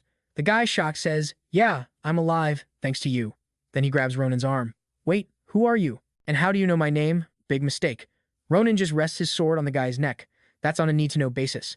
And you don't need to know. That's when Blarus finally recognizes him from the night before. He sputters, "You're the Caliboro's Houndmaster." Ronin just smirks, "My rank was a bit lower then. Now listen up. I've got a little job for you, so you can prove you're not totally useless." A little while later, Ronin's pocketing a few gold coins, looking pretty satisfied. "This worked out even better than I thought." Aesel can only agree. Aesel is busy collecting some of the water that literally turned into gold, looking utterly confused. Ronin, meanwhile, is pondering why Maria's father put such an insane bounty on her, which luckily means they're now loaded and can finally pay back all their debts to Professor Vaughn. Their original plan was just to swing by, say thanks for everything, and show off their new pet, Siddha. This is basically a manhwa, so of course it turned into an impromptu business trip. On top of the errand he sent Blarus on, he also managed to snag a map from that hunting dog he dealt with earlier. It was way more effective than a simple thank you. He scared the guy so badly he's guaranteed to stay in line. Aesel, ever the practical one, asks Ronin what he's planning to do with all the cash. He grins, saying, "The top-ranked students get free tuition in this academy manhwa, right? And I have something I've been wanting to do." With the entrance ceremony just days away, we cut to the carriage station in the city of Valen. A driver tells a young lady that they've arrived at their destination. The girl's eyes are wide with wonder. It's the capital, and she thinks absolutely everything is amazing. Ronin is there to meet her. "Tired from the trip?" he asks. She's just ecstatic to see him. When he asks if anything unusual happened, she just fires back, "You're one to talk." She tells him she practically had a heart attack when a ridiculously fancy, high-class carriage just showed up at their house. Then, she immediately starts pinching his cheeks. "Why are you so skinny?" she fusses. "Have you been eating right?" But after her moment of relief, she finally spots the tiny creature chilling on his shoulder. "Oh my gosh, what is that adorable little thing?" she asks. Ronin gives a casual introduction. "This is Siddha. He's my new travel partner." But more importantly, he says, cutting the reunion short, "We need to hurry. We don't have much time, and there's something I absolutely have to do." The next thing you know, they're standing inside an incredibly luxurious shop. Look, she knew he grinded hard to get the cash for the academy, but this all-out shopping spree, yeah, that felt like a bit of a flex. Ronin, cool as a cucumber, just looks at the clerk and asks if they can deliver everything he tried on. His sister's absolutely buzzing, thinking it's a mountain of stuff, but he's just like, "Nah, that's not even that much. We need more." She was so moved she basically started doing pirouettes around the store, shouting to anyone who would listen that her little brother was a certified angel. After the retail therapy session, she asked what was next on the agenda. He casually mentioned his sword might have gotten a little damaged a few days back. He shoves the door open to leave, and guess who's standing right there? Mr. Pretty Boy, calling out Ronin's name to get his attention. Ronin nearly had a heart attack, totally not expecting to see him. He's like, "What are you doing here? Are you some kind of stalker?" The guy just claims he was picking up his sword nearby, and coincidentally, Times saw him. Then he has the nerve to say, "Please stop with that disrespectful attitude." The audacity. Ronin shoots back. That is exactly what a crazy stalker would say. Which, fair point. This totally sets the other guy off, who's now deeply offended that Ronin called his precious sword defective. But then Big Sis swoops in, scolding Ronin because she'd already taught him not to use such foul language. His classic "but he started it" defense only dug him a deeper hole, as he quickly realized he was talking back to Times her asterisk. She smoothly apologizes, explaining, "My brother has the mouth of a sailor, but the heart of a saint." She figured the guy must have been shocked, but honestly, he wasn't even listening. To him, she was a literal goddess. As she blamed herself for not disciplining Ronin, Schlieffen gallantly took all the responsibility, claiming it was his own lack of discretion. He insisted everything was his fault and that she shouldn't worry. So, she grabs his hands, completely charmed, and says how happy she is that Ronin has a friend like him. Then comes the knockout blow. "Please take care of my little brother." From that day forward, the young man, blushing like a ripe tomato, promised he would. Ronin, meanwhile, looked like he'd rather be literally anywhere else in the universe, but what could he do? Still beat red. The guy says he'll compensate him for the sword, but whoops, he's a little short on gold right now. So instead, he offers up a family crest as an ID and a sign of his house. He explains they can flash this thing anywhere in the Empire and tells them to hit up a blacksmith at the end of the street if his sister wants a new sword, a legendary spot with a 500-year legacy. A place so exclusive that commoners usually can't even get past the front door. He just hopes they'll forge a good sword for them. The moment they got there, it clicked for Ronin. This psycho was stupidly rich. His sister, Iro, was just thinking that the Grandia family crest could probably buy their entire village. Ronin's mind was reeling. This couldn't be the same broke street Schlieffen he knew. This whole situation felt straight out of a reincarnation manhwa. Anyway, cut to the next day, the academy's entrance ceremony, where the principal is giving the welcome speech. He introduces himself as Principal Crayer, and while he's rambling, we see Ronin, Maria, and Aesel all grouped together, trying to look interested. Schlieffen, of course, isn't with the common folk. His high and mighty status got him a front row seat right next to the professors. The principal wraps up his speech, declaring they'll all become legends of the Empire before congratulating the incoming class, number 787. Ronin, lost in the sea of new faces, is already yawning his head off. His sister, watching from the guest section, is a complete mess of happy tears. The second the principal stops talking, he snaps his fingers. A rainbow of light erupts, and the very fabric of reality starts to twist and distort around them. The sky looks like it's shattering like glass, and in a flash, they're all teleported into the center of a gigantic arena as a voice booms, "A pleasure to meet you, freshman." Ronin is internally freaking out, like, did that old man just teleport the whole campus with a snap? The principal then announces that the ceremony has reached its peak, the meeting between the veterans and the freshmen. This is the classic first encounter in any academy manhwa, a showdown between the brand new students and the seasoned second years. This wasn't just a friendly get-together, it was a famously intense, time-honored tradition at the academy. Here's the setup. The first and second-ranked freshmen are chosen to represent their class, and each is pitted against one of 4 elite second-year students, all of whom have their own unique, terrifying fighting styles. A one-on-one battle was about to kick off. The principal announced that the significance of this event was directly tied to the academy's own instructors. He droned on about how they would improve and that healthy competition was the bedrock of a true education. Ronin's sister just deadpanned, wondering if a beatdown really counted as educational. Of course, the principal boomed. The freshmen can choose their opponents, and it's totally possible to decline a duel, so no one should feel pressured. Freshman representatives, feel free to do as you wish. The camera pans to the top-ranked second-year martial artists. Number 1 is a guy named Nando. Number 2 is Braun. The third-ranked is Arena, and the fourth is Karun. All of them were staring daggers at Ronin, barely able to contain their excitement to fight him.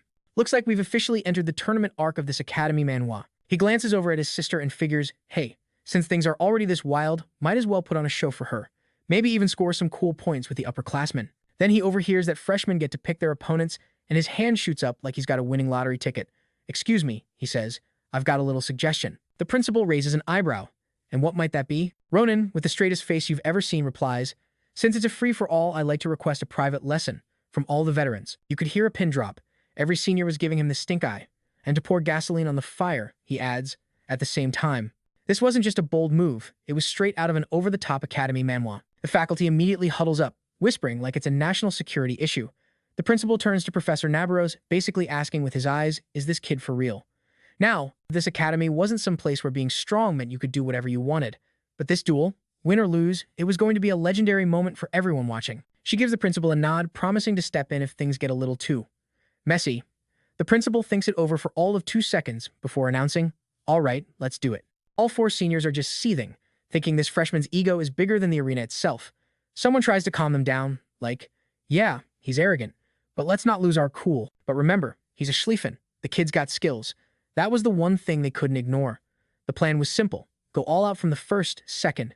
No mercy. His sister, meanwhile, is about to have a heart attack from the sheer chaos. She yells, Ronin, you can give up if it's too much.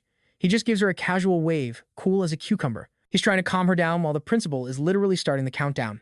It's time for the main event, veterans versus the one-man freshman army. First up to the plate is Nando. Nando charges in like a bull, aiming to flatten the rookie instantly.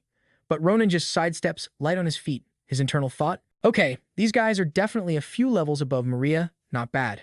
Next, Arena jumps in to block his path. Karun yells for her to duck so he can launch his own attack. It's a classic 2-on-1 pincer move. Ronin isn't even phased. He parries their moves, even noting their teamwork is pretty solid. He blocks the double-team assault, but the force still sends him flying back. Before he can even get his footing, another shadow descends on him.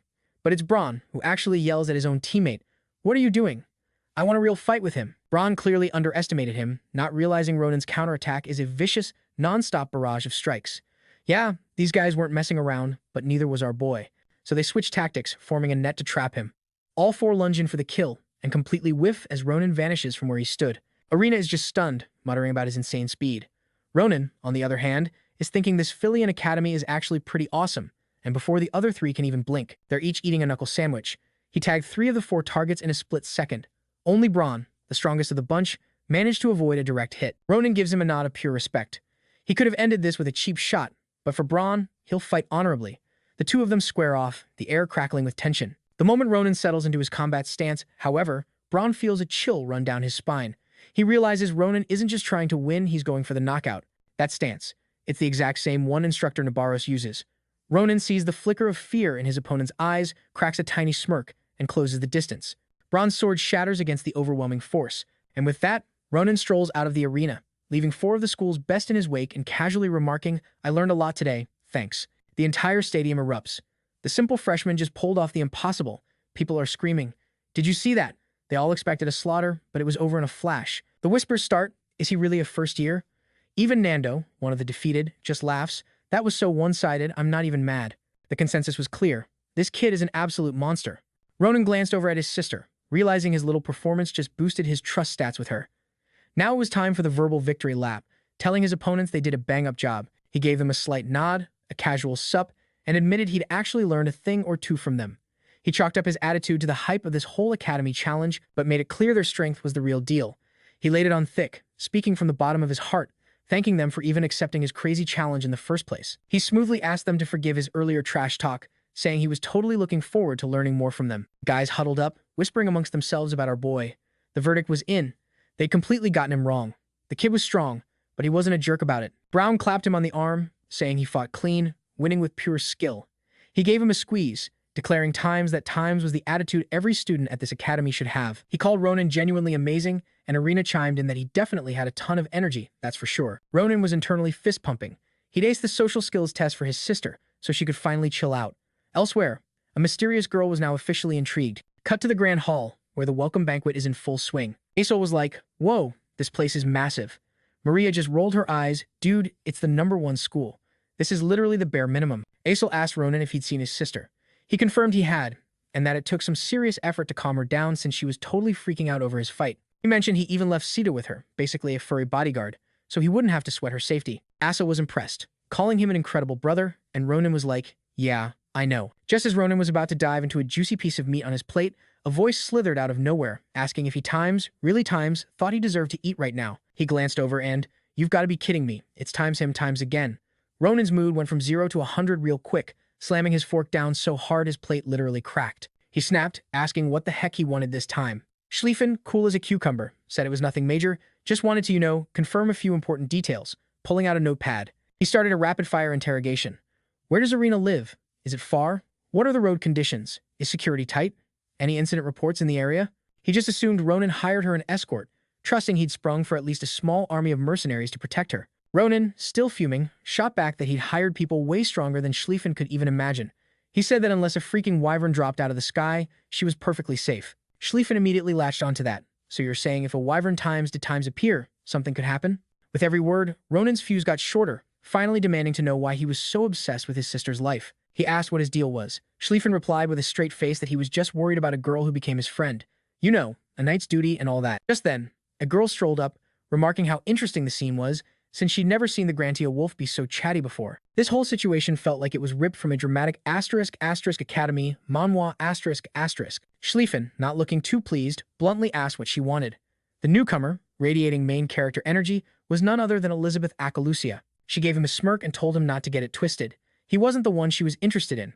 Her eyes were on Ronin. Ronin froze, pointing at his own chest in disbelief. Me? Why me? He stammered. Schlieffen muttered it must be her annoying habit again, telling Akalusia he was done here, so she could do whatever she wanted. Still not satisfied, he turned back to Ronin one last time, asking if he should send some of his family's guards. Ronin basically told him to get lost and mind his own business. Asa leaned in to warn Ronin that she was the powerful girl from before. Ronin was like, no need for a recap, dude. I'm well aware she's on a whole other level of OP. Akalusia said that those who dare to show their claws need to be taught a lesson. She looked Ronin dead in the eye, saying she knew he understood, but he just played dumb, claiming he had no clue what she was talking about. She admitted she was very interested in his talent, and because of that, she was about to make him an offer, a special one, that a mere criminal could only dream of getting. She revealed a necklace with a brilliant violet stone, the official invitation of the Akalusia family. See, unlike most nobles obsessed with bloodlines, the Akalusias were different. They were all about talent, first and foremost. They scouted people with insane potential, offering them a chance to become part of the family. The symbol of that golden ticket was this necklace. Ronin, ever the skeptic, wanted to know if she was even allowed to just hand something like that out. She just smiled and said, if you have to ask. He felt like he should know the answer already, like a whisper from a past life. And just like that, his mind flashes back, a classic scene from a reincarnation manhwa, to a conversation with his commander. She was showing him an ornate invitation, telling him it was a golden ticket for a commoner to marry into one of the great families. He asked, like you did, Commander? And she just smiled and said yes. The commander was none other than the legendary Edishan Akalusia. She explained, of course, you'll have to pass a little test from the family patriarch, but with your talent, it'll be a walk in the park. She told him to keep it in the back of his mind. Once he'd paid his dues and washed away his sins on the battlefield, an offer like this might just fall into his lap, all because she saw his potential. Snapping back to the present, his eyes fall on the necklace around his neck. The exact same symbol from that invitation. The invitation from the Akalusia family. She basically hit him with the classic, you already know what's up, so don't be an idiot, make the right call. Elizabeth then dropped some cryptic wisdom, saying even a beast can become a sheep if it hangs with the flock long enough, before she and her crew just bounced. Aesel, for one, could finally breathe again. Ronin's just thinking, man, those twins really just do whatever the hell they want. Still, a contact's a contact, and having the Apaluas in his back pocket could be seriously useful. Now, at this academy, everything, and I mean times everything, asterisk, is based on your grades. It's the kind of place you see in a classic academy manhwa, and the dorms are the perfect example. If you're mid-tier, you get sent to Neon Hall. We're talking a clean, private room, a top-tier cafeteria, basically a 5-star hotel where you also have to do homework. Meanwhile, over at Crater Hall for the underachievers, day one always starts with some spoiled noble brat screaming, do you know who my father is? Why am I in this hovel? And some poor dude in charge has to politely explain that the butler service for Crater Hall is, unavailable. It's 4 people crammed into one room with shared everything. The horror, the guy's just like, hey, don't look at me, I don't make the rules.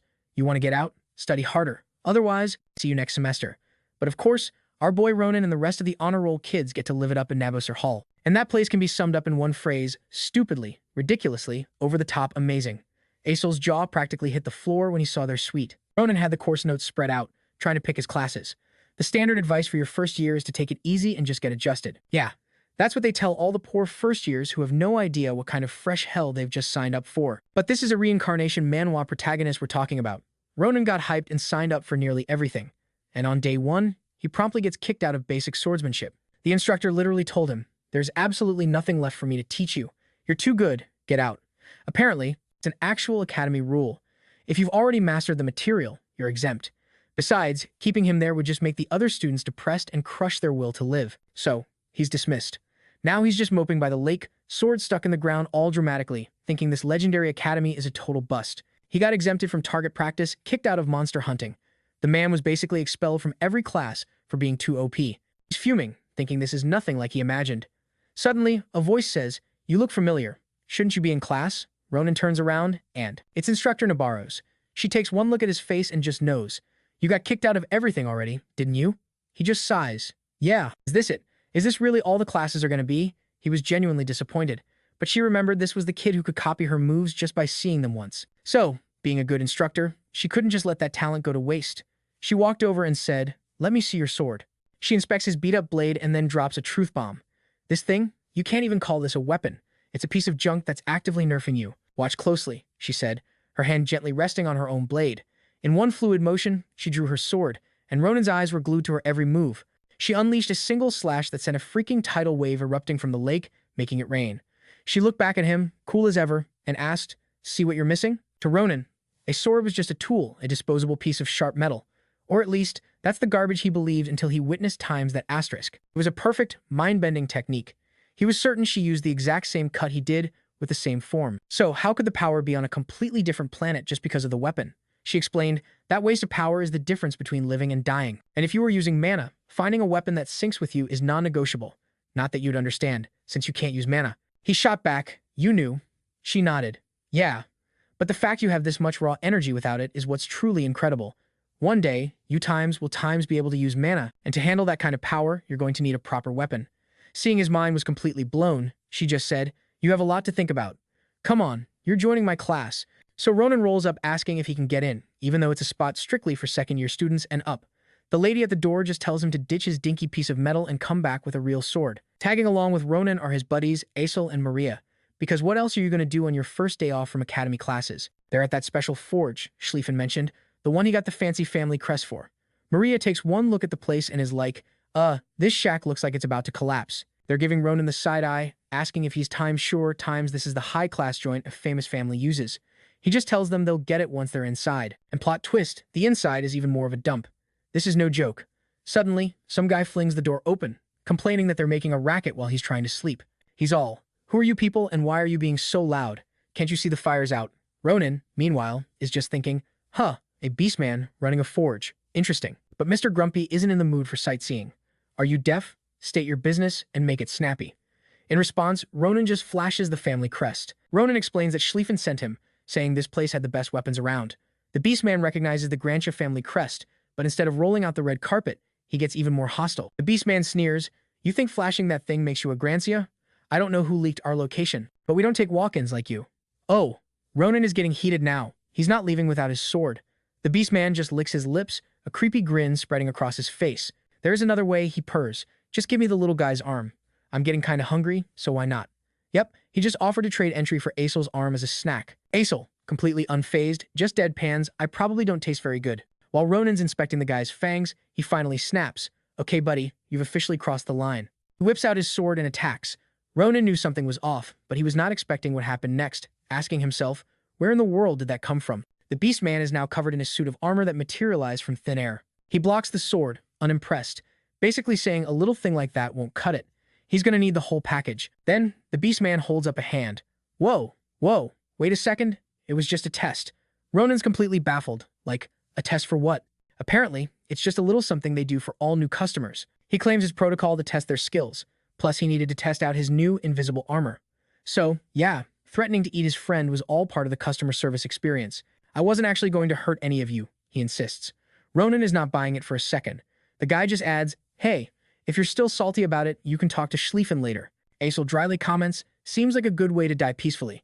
The Beastman scrambles to explain that's not it at all, turning to Aesel to apologize. He calls him friend and swears he doesn't actually eat people, so no worries.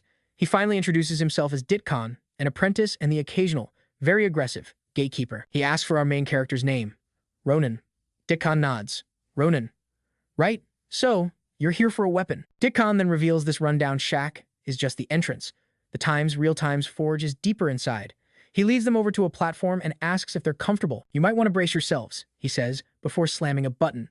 With a groan of massive gears, the floor drops, and they begin to plummet downwards. "What is this?" Ronin yells. Ditcon beams with pride. It's an elevator, powered by a magic stone and a pulley. "Welcome to the biggest and best forge in the capital." The name of this hidden marvel? Carpadoki. Asel's mind is absolutely blown that a place like this could exist so deep underground. Ditcon tells Ronin to get hyped, because passing that insane test means he's getting a personal intro to the greatest blacksmith in the city. Ronin can hardly believe a place this incredible is real. Whoa, hold up. There's a whole secret city-sized forge under the capital? Ronin's mind was officially blown. This place looked like a top-tier Manhwa setting. Yeah, this wasn't your local strip mall blacksmith. This place was the exclusive hookup for royalty and the one percenters where all the legendary craftsmen were gathered. But the final boss of blacksmithing, the top dog, was an old-school dwarf elder who practically lived in the forge. I mean, of course he was. The guy had been playing with fire and metal for centuries. Dakin gave him the lowdown.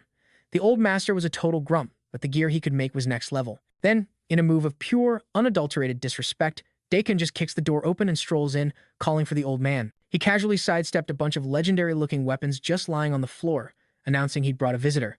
From the back, a voice grumbled that, judging by the racket, it had to be that loudmouth Dakin. The old dwarf griped that he told him to shut up and get to work, but the guy just never listens. Dakin, completely unfazed, was like, "Hey, not my fault. You left a bunch of swords blocking the door. What was I supposed to do?" He then had the audacity to tell the master smith to clean up his own mess, muttering that Elder Darren complained way too much. The old master blacksmith gives them a look, and Dakin proudly steps forward. "Don't worry, chief. I vetted them myself. This one's swordsmanship is seriously top-notch." Darren raised an eyebrow. The kid looked like he barely started shaving. "All right, show me what you got," he said. "I can tell everything I need to know from one swing." So Ronin starts to draw his blade, and Darren leans in for a closer look. His face soured instantly. "What is this piece of garbage? You've been fighting with this Times thing?" And before anyone could react, the old dwarf grabs a hammer and Times shatters the sword into a million pieces. The whole crew just stood there, jaws on the floor. Ronin, understandably, freaked out. "What the hell are you doing?" But Darren just casually pointed to the arsenal scattered around the room. "Pick one. Anyone. With that pathetic excuse for a sword, you can't possibly show me your real power. I'll even let you keep whatever you pick on the house, so don't act like I did you dirty. Trust me," he added, "literally any of these will be hundreds of times better than that junk you were carrying." Ronin was speechless, just glaring back and forth between the crazy old man and Dakin. Picking up a new sword, he could immediately feel the difference. This was serious gear. Still, he was skeptical. I mean, this isn't some reincarnation manhwa where a new sword instantly makes you a god, right? "Fine," Ronin shot back. "Don't blame me if I break something in here." The elder just scoffed. "Kid, break whatever you want. Just show me the single best swing you've got." "All right, bet." Ronin's mind flashed back to a move his master had shown him. He centered himself, took a deep breath, and began to channel her legendary technique. The second Ronin took his stance, the elder's eyes went wide. He recognized it instantly. With everything he had, Ronin let it rip. The execution was absolutely flawless. Flawless doesn't even cover it. The shockwave was so massive it probably registered on a seismograph. Across the forge, other smiths were like, "What's Darren up to now? It's not even noon." Peeking over, they saw the absolute devastation and figured a furnace must have gone kaboom. Even Ronin was stunned, looking at the crater he just made like, "Did I do that?" The elder, recovering from the shock, immediately identified it. "That's Nabaros's technique." "You her student or something?" Ronin was floored. "Wait, you know Instructor Nabaros?" "Know her," the elder chuckled. "I'm the one who forged her sword." Now Ronin was really intrigued that ridiculously long blade of hers was the stuff of legends. Darren confirmed it was her one-of-a-kind weapon. "One of the few true masterpieces of my entire career," he boasted. He admitted he'd misjudged Ronin, thinking he was just some greenhorn who didn't know his own strength. "It's been a hot minute since I've seen a kid with this much raw talent," Darren mused. "But that's also the problem. Forging a weapon for a protagonist in some wild Academy manhwa plot, that's going to be a challenge. As you just demonstrated, none of this off-the-rack stuff can take a hit from you." So Ronin asked the obvious question. "So, what now?" Darren stroked his beard. "We're going to need something special, like a piece of a wyvern." At that, Ronin just reaches into his pocket inventory and pulls out the wyvern eggshell. "Would, this work?" He figured he'd bring it just in case, not sure if it was any good. Darren looked at the weird eggshell, skeptical, but decided to give it a tap. He brought down a mithril hammer, and was absolutely gobsmacked when it didn't leave so much as a scratch. "This stuff, it's real?" The elder's eyes were sparkling with excitement. "Are you seriously letting me use something this priceless?" Ronin just shrugged. "It's no use to me." "You sure this is enough for a whole sword?" "Oh, it's enough," Darren said with a grin. "Come back in 2 weeks. I'm going to forge you the single greatest sword in the entire empire." And you bet Ronin was already counting down the days. With his custom order placed, Ronin turned to his two companions. "So, while we're here, aren't you guys going to go shop around with the other master smiths?" The master, Dunn, says he can't let the friends of such a promising customer leave empty-handed. He offers to at least try and melt down some material for them, though it's a difficult task. The trio is moved by the old man's sheer grit. Meanwhile, deeper in the cavern, some shady figures in white cloaks are getting annoyed by all the noise. One of them is itching to just incinerate the entire forge, but their leader holds them back. "Patience. It's not yet time to reveal ourselves. It won't be much longer, and we can start with these ignorant blacksmiths." Behind them, a crew of menacing stone monsters waits in the shadows, ready for the signal to attack. The entire empire would just, poof, get vaporized by a giant light show. A few days later, our boys just strolling around, totally chill, thinking about how that blacksmith promised him the most epic sword in the whole empire. Meanwhile, Acela and Maria had already hit up some other smiths to get their own gear. Sure, it was going to cost a pretty penny, but who cares, right? It wasn't his cash anyway. The real drag was the wait time for his new sword. Like, what's a guy supposed to do to kill time until then? Acela and Maria were stuck in class, so while wandering, he finds himself at the training center, the fancy Galilean facility with VIP classes for the veteran fighters. He was pretty sure this was where instructor Nabarros held her intense classes. Now, did times tell him to show up with a real weapon, but he had a temporary fix, so he figured, why not? And just like that, he gets that spidey sense that she's right behind him. He does that slow, dramatic head turn and manages a weak hey. Her greeting? A classic ear tug. She's like, been a while, hasn't it? Pretty sure I said to haul yourself over here the second you got a proper weapon. Then comes the million-dollar question. Are you ditching class? And just like that, she's dragging him by the ear. He's trying to plead his case, but she's not having it. Forget it. You're coming with me. You can give me your sob story on the way, she says. He yells that he gets it. She can let go of his ear now, please. Of course, someone's peeking through a window. A girl wondering what all the commotion is about. Right on cue, some dude plows right into her, barking, "Yo, why are you blocking the view?" She immediately apologizes, saying she was just distracted. The guy, Cardin, just sneers, telling her if she's got time to gawk, she should get to class, calling her a loser. She just mumbles that she's on her way and scurries off. Cut to the first duel room, where the instructor is introducing Ronin, mentioning he's already stirred up some trouble. She's reintroducing him to the class, making it official. All right, everyone, he's one of us now. So Ronin steps up and gives his little intro. He gives the standard, "I'm a first-year martial arts student. Great to meet you" speech. Immediately, some guy pipes up, "Wait, are you that #1 ranked first year?" The follow-up zinger, "You don't look so tough. You look like a baby." Oh, Ronin heard that loud and clear. The room's a mixed bag, some friendly faces, and then, the haters. Just then, a girl rushes in, super apologetic for being late. Ronin knows that voice instantly. She's all flustered, explaining she had to take care of something, so sorry for being late. The instructor's cool with it, just telling her, "No worries, I was just introducing the new guy." Girl, who turns out to be the class assistant, comes over. "Pleasure to meet you, Ronin. I'm Adashin, a second-year martial arts student and the TA for this class." She says it's a pleasure, and Ronin is just floored. This is the Time's great commander Adashan Akalushia, the freaking Iron Lady. The woman who supposedly has pure iron running through her veins, not blood. Who would have guessed a commander that hardcore could have a smile like that? Oh, right. This is some prime reincarnation Manhwa drama. She doesn't have the memories from his regression. So this is the Time's real times her. He remembers her last request from the previous timeline. "Don't let me do anything dumb, let me be a tailor." And now, he's just standing here, completely stumped on what to do. Honestly, it's been bugging him since he saw her outside. Everyone treats her like a gopher, a total doormat. She's running around, bending over backwards to do every little thing for them. Speaking of jerks, Cardin strolls up to Ronin and asks if he's down for a duel. Ronin's like, "Why?" And Cardin's brilliant answer is basically, "Just cause." He introduces himself. The name's Cardan, 3rd year. He's heard the rumors about how Ronin crushed the entrance exam, and if those rumors are true, he'd love to learn a thing or two, but Ronin shuts him down flat, saying he's busy. Cardin, putting on a fake polite voice, points out that he called him out for a duel, but Ronin didn't even bother to bring a weapon. Then he snaps at Adashin, calling her a loser again, and orders her to fetch his practice spear. She just meekly says she'll get it right away. Ronin is not a fan of this guy calling her a loser, especially when Cardin himself looks like a total brute. Adashan comes back with a spear and hands it over.